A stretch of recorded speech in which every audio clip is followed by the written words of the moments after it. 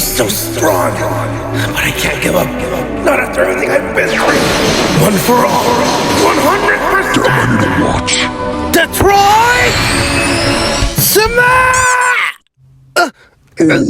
Hey, what the? That's just Let me sad. go! Let me put you out of your misery.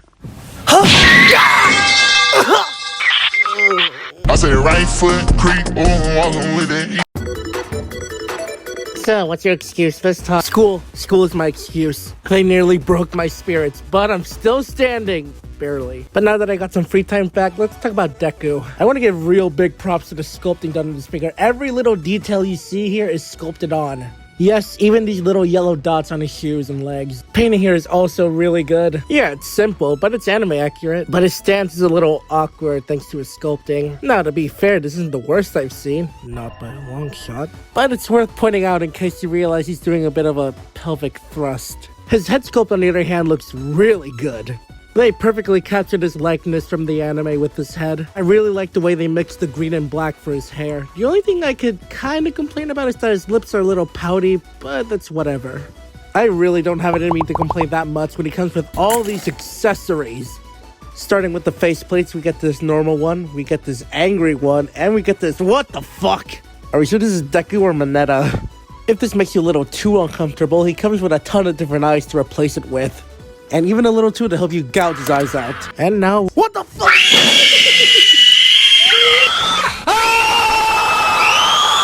This is scarier than any faceless Figma. But after you gouge your own eyes out, you can see that he actually looks pretty cute without the crackhead eyes or no eyes. These big rounded eyes are made for the smiling face and the neutral face. The angry face comes with its own special eyes designed to fit inside his scowl, I guess. Aside from being a different shape, it's basically looking the same direction, so you're not missing anything. Except for maybe the crackhead eyes, but why would you want to put them in this face? Next, I want to talk about the hands, but I need to mention one very important thing about the right one. His right hand always takes the peg along with it. And this thing is a bitch to get out of the hands when it's stuck in there. Maybe I just have really weak fingers, but I tried getting this thing out for a while and I just couldn't do it. I always have to resort to taking it out with my teeth. So I asked you guys to go a little easy on me when I don't replace the right hand all the time. Moving along, he comes with fists, spread open hands, flicking hand, and creepy uncle hands. These hands are actually meant to hold the included notebook and pen, which do fit in pretty well.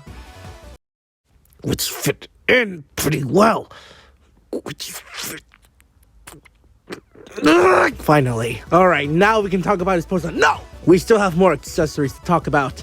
We got all the fucking lightning. First off, he has an alternate hairpiece which has lightning coming out from the bangs. And we get these lightning effect parts which is supposed to show him using his power. They're really cool, but they're freaking tiny, don't lose them. But how about we see what he looks like with all of this shit on him? This looks really damn cool. The lightning effects, or full cowling if you will, looks really good on him. I love it, looks perfect. And for those of you who are curious as to where the holes are, pause. They're on the back of his arms, under his hood, back of his calves, bottom of his feet, and side of his fist. Only the fist. He also comes with these two pink ones, but I don't remember a point in the show where the lightning effect was pink.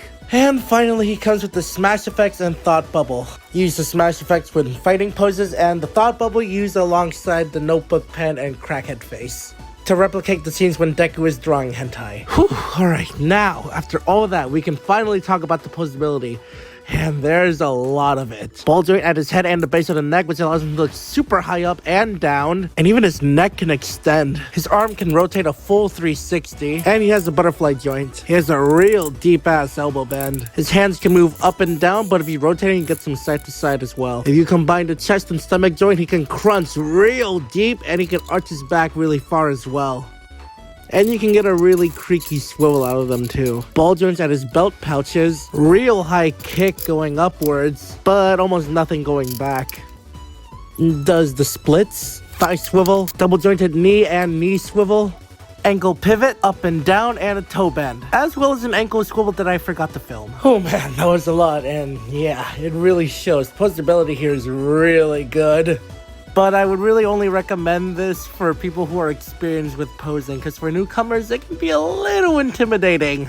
And some of the design of the joints are a little bit wonky and a little bit hard to work with. But once you get the hang of it, I think you'll really enjoy posing him around. Alright, let's end this with size comparison. Amazing Yamaguchi Revoltech All Might, Marvel Legends for New Year Vows Spider-Man, and the Marvel Legends 3-pack Venom. I don't have any other MHA figures, sadly. Overall, I really like this figure, and I think you would too if you're a fan of MHA. Just be aware that getting used to the posability is a bit of a challenge, and he might be brittle in some areas depending on the QC you get. And a lot of the parts that appear to be sharp are very sharp, so be careful. And it is pretty damn pricey. But if none of that is an issue for you, then yeah, I'd say pick this figure up. It's really good. And that about wraps up this video. But before I go, I want to say thank you all for over 60 subscribers. Let's hope we can reach 100 soon. Alright, that's it. Goodbye, everyone.